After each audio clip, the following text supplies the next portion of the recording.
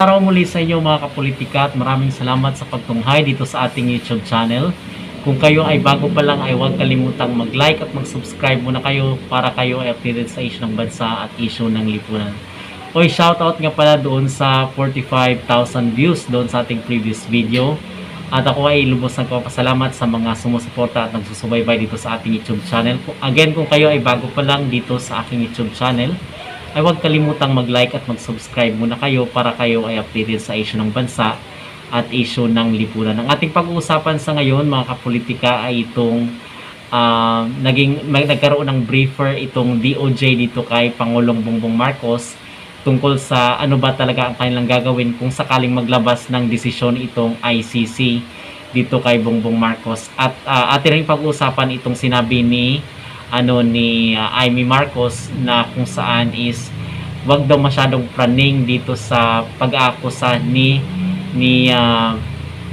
former Senator Antonio Trillanes, kasi ang sabi ni Senator Antonio Trillanes baka Hunyo or Hulyo daw mga kapolitika is maglalabas na ng desisyon itong ICC. So ano ba ang masasabi natin dito at ano ba yung katotohanan sa likod ng mga kwento? Kasi ang sabi dito ni Ronald Bato de la Rosa ay chismis daw itong mga sinasabi ni Trillanes. But on the other hand mga kapolitika, sa tingin ko is meron ding takot dito sa side ni Ronald Bato de la Rosa. Bakit? Kasi dun sa kanyang post may bago siyang update today at ang sabi ni Ronald Bato de la Rosa is kumpirmado nga na meron siyang mga kakilala doon sa mga pulis na kung saan is nag-testify daw dito sa ICC. Kasi ang nangyari pala dito mga kapolitika is merong yung mga nag-testify na mga biktima, yung mga parents ng biktima ng war on drugs is nag-testify dito sa ICC. At ang nag-mention sila doon ng mga pangalan ng mga pulis, ng mga alagad ng batas, at pinatawag yung mga personnel na yon para i-defend yung kanilang sarili or else isasama sila dito sa pagdakip dito sa just in case maglabas ng desisyon itong ICC, itong International Criminal Court. Okay, so ang sabi dito ni Ronald Bato de la Rosa is kumpirmado nga na meron ngang nakausap na, kasi syempre meron pa ring mga merong mga insider itong si Bato de la Rosa ng mga kasamahan niya doon sa ICC. Dito sa mga pulis. Kasi dati namang dating PNP chief itong si Bato de la Rosa nung time ni former President Rodrigo Roa Duterte. So, merong mga nagtitik-tik at nagsasabi kung itong sinasabi ni Trillanes ay may katotohanan or wala. Okay, so kumpirmado nga mga kapolitika na itong mga pulis na ito na active at yung iba is retired na at wala na sa serbisyo is kinausap nga talaga ng ICC. Okay? So ang sabi naman dito ni Antonio kasi ito daw sinasabi ni Trillanes, ito daw mga pagtitipon la former President Duterte, itong pagbubukas ng ng issue ng PDEA leaks diyan sa Senado is daw yan, bahagi daw ng destabilization plot. Okay? Or pagpapatalsik dito sa kasalukuyang administrasyon.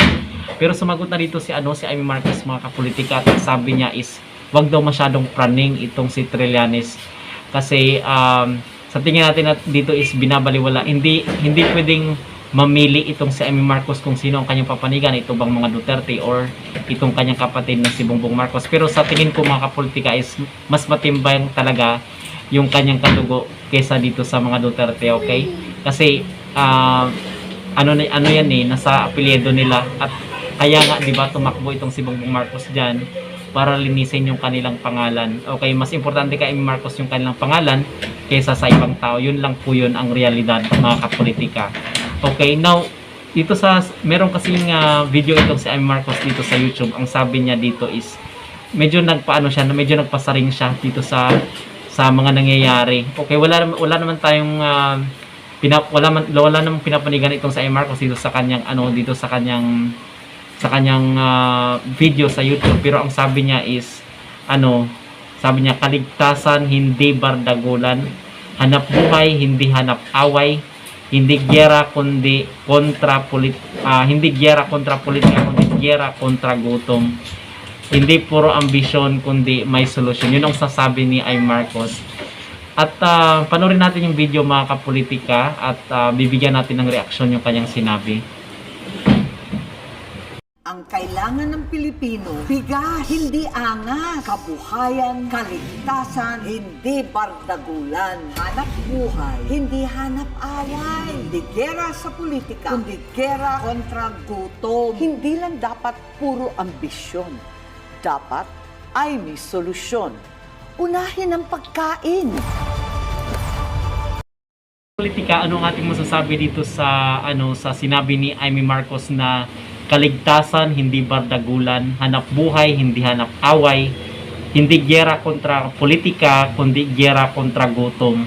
So masasabi natin dito mga kapolitika is maganda naman itong sinabi ni Amy Marcos, itong ating buting senador, kasi ang take ko dito is gusto niya pa rin talaga na buuin yung samahan ng kanyang kapatid at samahan ng mga Duterte. In fact, parang wala nga siyang pinanigan dito sa kanyang naging neutral itong si Senador Amy Marcos.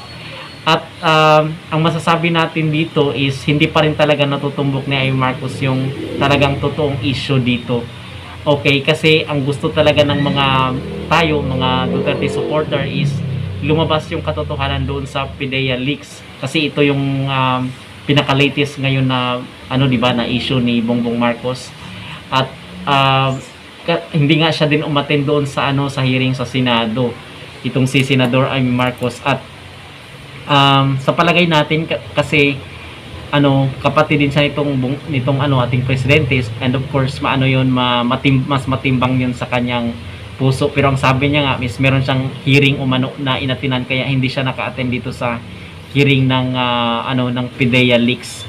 So sana dito mag-focus si Amy Marcos kung bakit lumalalim at lumalala yung away ng kanyang kapatid, kasi in the first place sila naman yung nag-start ng gulong ito.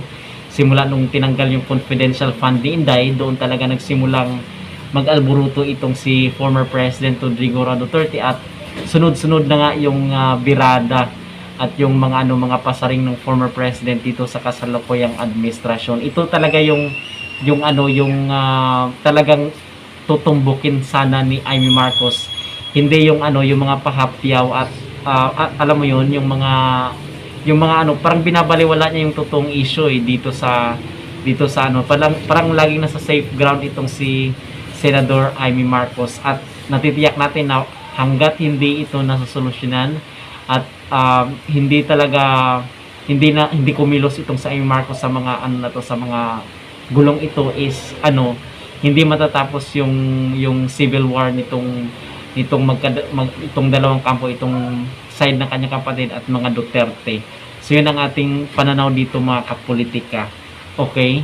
At ito pa lang si Amy Marcos, kasi nung tinanong siya doon sa media, ang sabi niya is wag masyadong praning. Ibig sabihin is hindi siya naniniwala, parang hindi pa ba siya naniniwala despite dito sa mga sa mga issue na lumalabas dito sa kanyang kapatid. At mga kapolitika, napakalaking mga akusasyon yon, at seryosong mga akusasyon laban sa kanyang kapatid. Wala man lang siyang masasabi dito sa wala man lang siyang reaksyon dito sa mga ipinupukol sa kanyang kapatid. At in fact, doon nga sa sa post ni Maharlika doon sa Facebook, ang sabi niya, nagmamakaawa ito si Maharlika dito kay Amy Marcos na sabihin na yung katotohanan dito sa inaakusahan siya na yung kanyang kapatid na gumagamit ng ipinagbabawal na gamot. At yun, nagmamakaawa itong si Maharlika na kung saan is aminin na yung totoo. Ano ba talaga ang katotohanan dito sa mga pag-akusa sa kanyang kapatid. Alright, so yun lamang ang ating masasabi dito at ating opinion sa isyong ito mga kapolitika. Kayo, ano ang inyong masasabi tungkol